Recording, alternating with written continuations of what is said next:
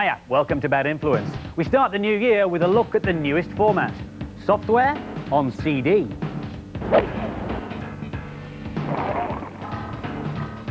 Our main review this week is the gorgeous looking Ecco the Dolphin on the Mega Drive.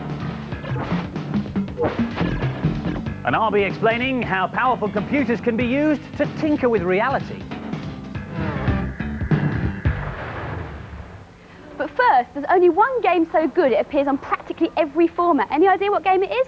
Well, it first appeared on the Amiga in 1991. It's completely original and it stars these small furry creatures who've got suicidal tendencies. It is, of course, Lemmings. This is the original version on the Amiga. And they all drop from this trap door in the ceiling and you've got to guide them safely home to this door on the bottom right-hand side.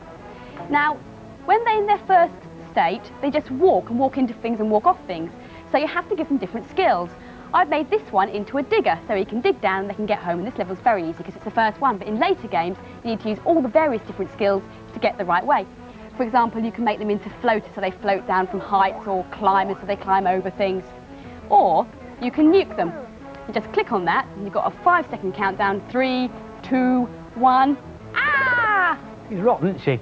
This is the same level on the Spectrum, which is a much older and simpler computer than the Amiga. But all the essential elements are there. Unfortunately, no mouse or joystick on this game, however. I have to move the cursor around using keys on the keypad and then assign skills to the Lemmings by pressing another one, which I'll use with my thumb to make him a digger like that. Obviously, the graphics are quite limited and there aren't many colours to play with either. And whereas in other versions of Lemmings you may be asked to deal with up to 80 or 100 on some of the more advanced levels, on this game you'll never be asked to deal with more than 20. Which is about my limit, actually. Actually, I do agree with that. Lemmings also need saving on consoles and handhelds. This is the version on the SNES. And on this one, I have to make the Lemmings into blockers so that they don't fall off the platforms. And when you think things are going swimmingly, which they're not exactly at the moment, but now I've made that one a blocker they are, you can press on this and they come out 5 times faster, which means you can also test your skill because you've got to get there a lot quicker. I think I'm going to lose a couple here. Ah! You can change the different skills by using these buttons. I'm going to get back onto blocker there, or I'll miss him. And on the other one to use a mouse, and I think they're all going to go home there. The latest version of Lemmings is on the Game Boy. And as you can see, they're tiny backgrounds and tiny sprites, but it all works, and it's just as playable as ever. Small might be beautiful, but this is state-of-the-art Lemmings. The game is exactly the same, but this is the Apple Macintosh version with wonderful graphics and digitised sound. On this level, whereas Violet was using the blockers to stop the Lemmings moving, I'm going to use the blocker and turn him into a bomber by selecting the explosion from the bottom set of tasks here. And then after the countdown, he will blow a hole in the floor there, and all the Lemmings will be able to walk through. I select another blocker, and I will position him right by this wall, and then I will give him the task of being a bomber as well, and then hopefully he'll blow a hole in that wall and all the Lemmings will proceed home to base safely. Well, at least that's the theory. If you fancy having a go at it yourself, all the details of the different Lemmings formats are at the end of the programme in the Data Blast. Our main review this week is Ecco the Dolphin on the Mega Drive. Ecco was a happy and carefree dolphin until a mysterious vortex ripped all life from the sea. Now he's got to swim around, find his friends and save the underwater world. Here's Alex. This is a really unusual game. I've never seen anything like it before. It's great to see a fresh idea on the market. Ecco can also use his sonar to talk to the inhabitants of the sea. Some of the puzzles are very hard.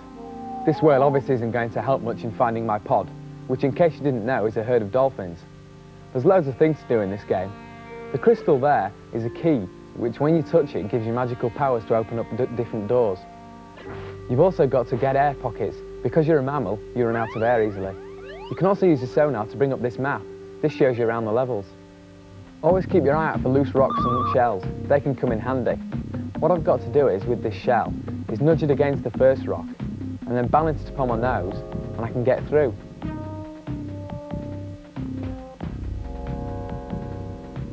There's loads of baddies on this level. These pufferfish you've got to headbutt and then you can get past them. Ecco is fast, fun and very addictive. I gave this one 4 marks, and I'd definitely buy it. It'll last for ages. This is really gorgeous. I like the fact that you've got to solve a mystery.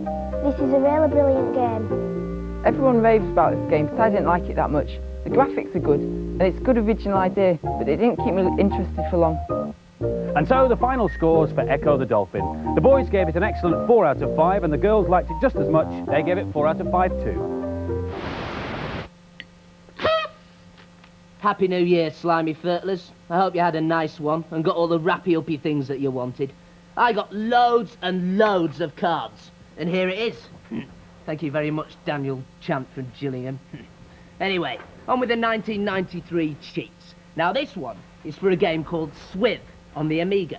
All you have to do is pause the game, then type in NCC-1701. Then unpause the game, and you've got infinite lives.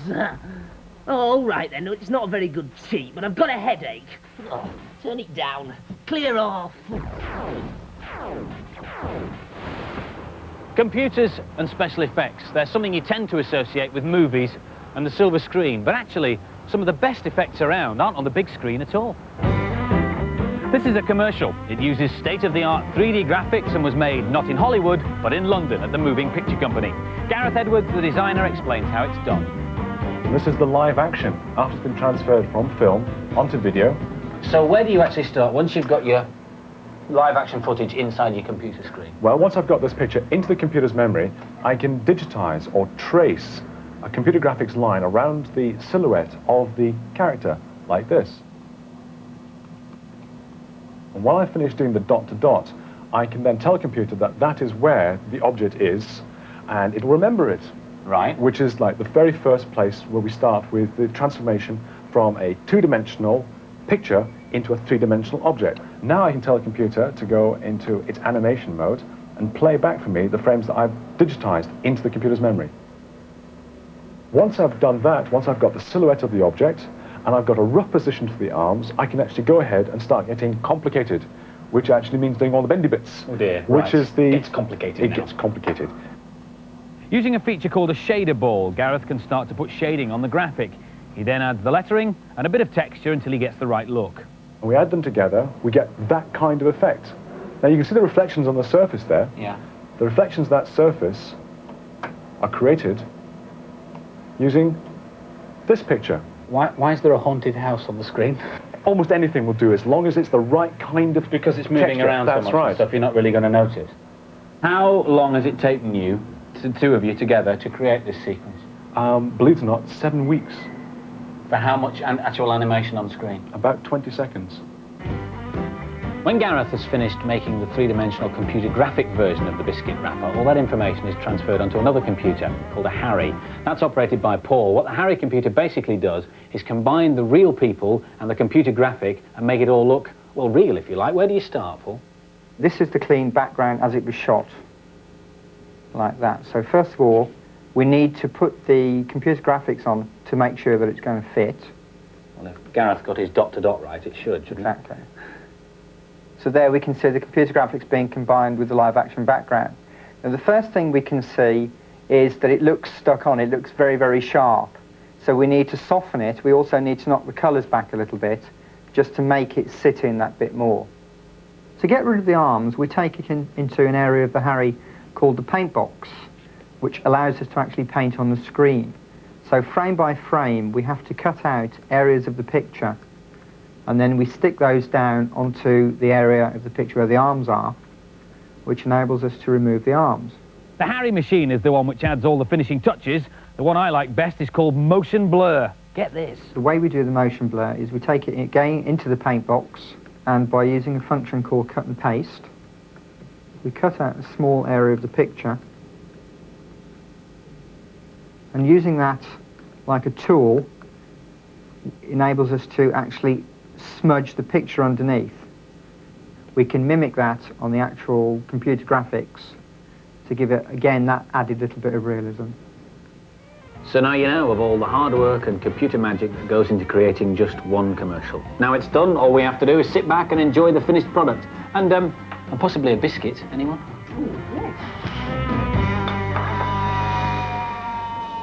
If you've got a home computer, there are several graphics packages around that'll let you produce and manipulate 3D images yourself. But now for this week's news and previews. If you've already finished Sonic 2, take heart. This week saw Sonic Tuesday Mark II when the Game Genie codes were released for Sonic's second adventure. Now you can customise the game to set yourself new challenges, or if you're having problems, you can put in some brilliant cheats to get past the tricky bits. Enter NN8AAD2 to start Sonic with 99 lives. Or you can make Sonic invisible by typing in the code ALTACA8N, which makes the game a lot harder because you can't see him. But the best effect puts a rocket under Sonic so he whizzes through all the levels. Now you get that by entering CBVTCAE2. All 42 Sonic 2 Game Genie codes are in the data blast at the end of the show, and next week we're doing a special feature on cheat devices, so watch this space. Here's a sneak preview of Dr. Franken 2, due out soon on the Game Boy. The stars are still the good Doctor's creations, Frankie and Bitsy. But this time our hero has a problem with the electricity board. He can't pay a mega bill, so he's got to hunt high and low in an effort to find old Dr. Frankenbone's money. Go to it, Frankie. New Year's resolutions. Number 1, do not get kissed by Violet. Yes. Number 2, take less exercise. Yes. Right, Deep Techies, this is a cheat that lets you skip straight to level 2 on Steel Empire on the Mega Drive. All you do is hold down B and keep pressing start.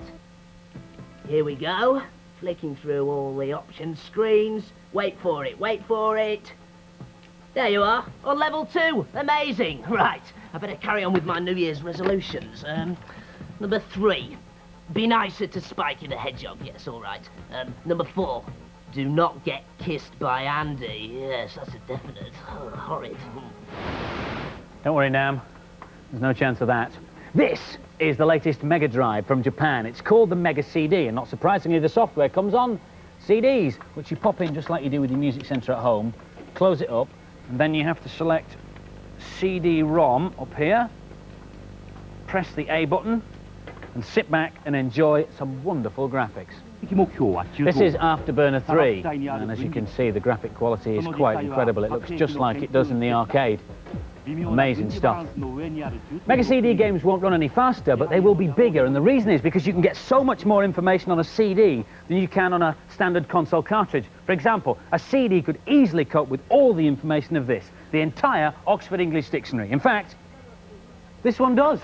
All 20 volumes. Ah! More Lemmings! This is a CD TV, which is basically an Amiga painted black with a CD drive. You can also get the CD drive separately to plug into your telly so you can play your CD games that way. Basically, it works like a very powerful disk drive. This is a flight sim that's being developed for it. The fractal backgrounds are coming straight off the CD. Also, there are loads of educational packages and games that are currently being developed for it, but as it comes with keyboard, mouse and a floppy disk drive, you can play your older Amiga games on it while you're waiting.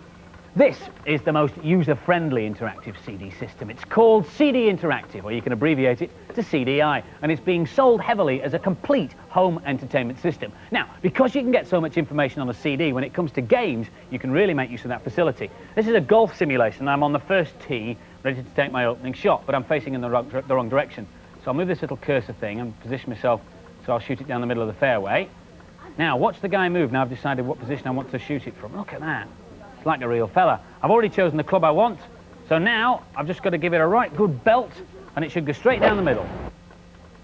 There's about 50,000 photographs to choose from on this CD, so wherever my ball has landed, in the water, unfortunately, the CD will be able to pick it out and show me exactly where I went. Of all the formats, I think this golf game is probably one of the best. There are other games around, but the hardware in the CD area is wonderful, but I think it would be fair to say that the software hasn't really caught up yet. You can also play your music CDs on this, and you can get TVs and films soon on CD as well. And the whole system of CDI is compatible with the Kodak Photo CD system that allows you to put your family snaps on a CD at somewhere like Boots.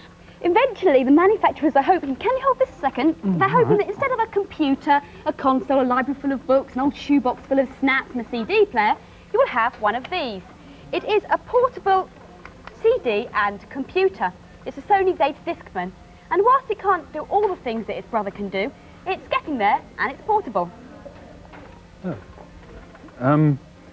And now for some more games reviews. Magical Quest is yet another game starring Mickey Mouse.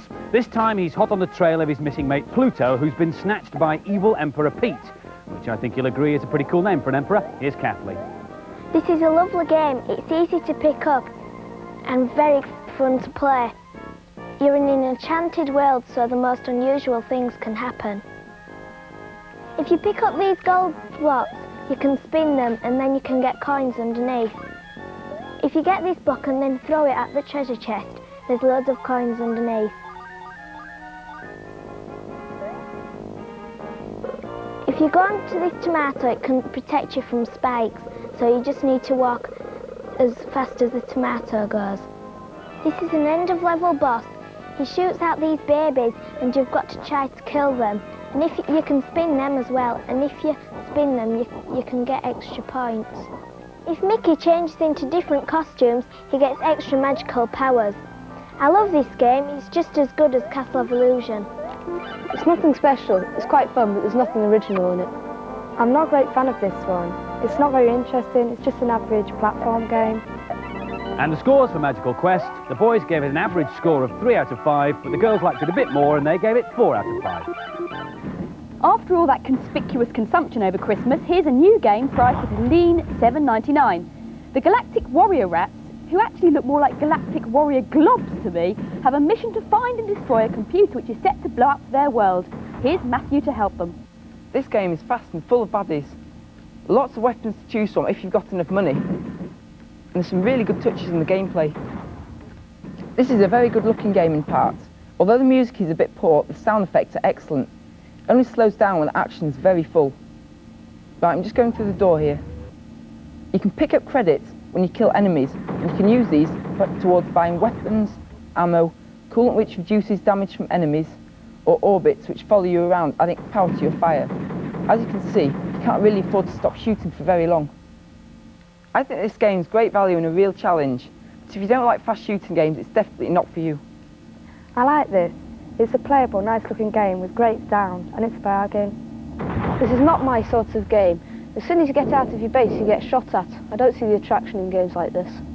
And the scores for Galactic Warrior Rats, the boys gave it 3 out of 5, and the girls thought it was an average game as well. They gave it 3 out of 5. Way!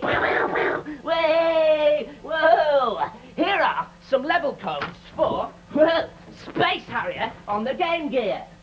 Right, I'm going to try level 9. I hope you've got your biros ready and jotting these down. Level 9. Right. B, F, C, H. Level 9. It works. It works. Hey! Beam me up, Strutty.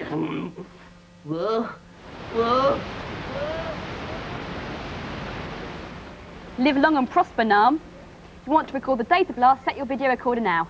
Last week's competition was to win loads of copies of the new Take That video, Take That and Party, and the winners' names are going across the bottom of the screen now. Congratulations to you. The competition question, you will recall, was what were the names of the 2 bands the boys were in before they formed Take That? And the answer was The Cutest Rush and Street Beat. This week's competition prize is to win 5 copies of Lemmings, and the question is, are lemmings a type of rat, a type of guinea pig or a type of squirrel? Send your answer on a postcard or a stuck-down envelope to the usual address. Mark's competition to reach us no later than next Monday, please. And don't forget to tell us what format you would like Lemmings on. Hope you've enjoyed the programme. We'll see you next week at the same time. Take care. Bye-bye. Bye.